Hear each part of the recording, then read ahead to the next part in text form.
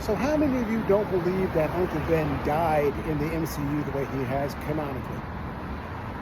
This comes up out of this conversation I was having with someone, and I was saying how much I hate the death of Aunt May because Aunt Ben has already done that, and he said, well, and I said I hate the death of Aunt May, and he said, well, it's, teach Peter, and I'm just like, but Ben already has that. He said, well, but he does, but this particular person, no hate to them, I mean it, didn't believe that Ben died in the MCU that way. And I asked him why, and he's like, basically because he didn't see it, because they didn't show it. And it never occurred to me that that would be the way. Officially, Kevin Feige has said that the reason they didn't do the whole origin thing was that it had been done so many times before, and he counted on the audience to fill the blanks. I don't think he counted on people filling the blanks quite that way, but this person is not alone. The Russo brothers also don't believe that Ben died canonically the way he does in the comics. But I'm going to say I have no doubt that it is canonical because, let's face it, Spider-Man is their most valuable property.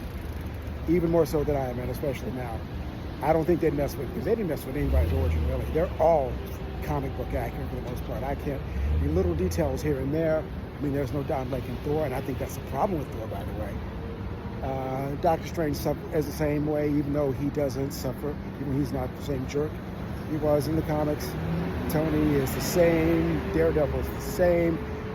So I don't think they're going to mess with their biggest property. And also, in Spider-Man: No Way Home, the one I hate so much, when they all say with great power comes great responsibility, they say Uncle Ben, and they all get very solemn. I don't think Tom Holland, Peter Parker, would have gotten as solemn if Uncle Ben had died the way of Paul Kent. I don't think they Paul Kented him in the MCU. I think it's canonical. They wouldn't mess with it, and it shows. You see his reaction. But this just drives home the fact that doing it to May was redundant. It's awful, and I'll always hate it. And obviously, I'm coming home from the gym where we keep it geeky. Spider-Man geeky. Ditko, baby. Ditko. Oh, and I meant to add when I was outside, the Russo brothers also said Peter's not responsible for his uncle's death.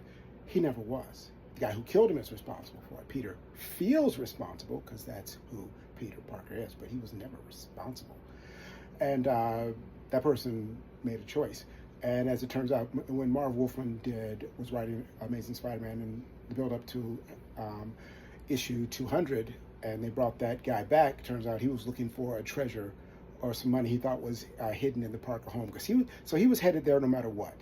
And this is obviously an attempt to absolve Peter even more, but he was never responsible. And then the guy, he dies of a heart attack.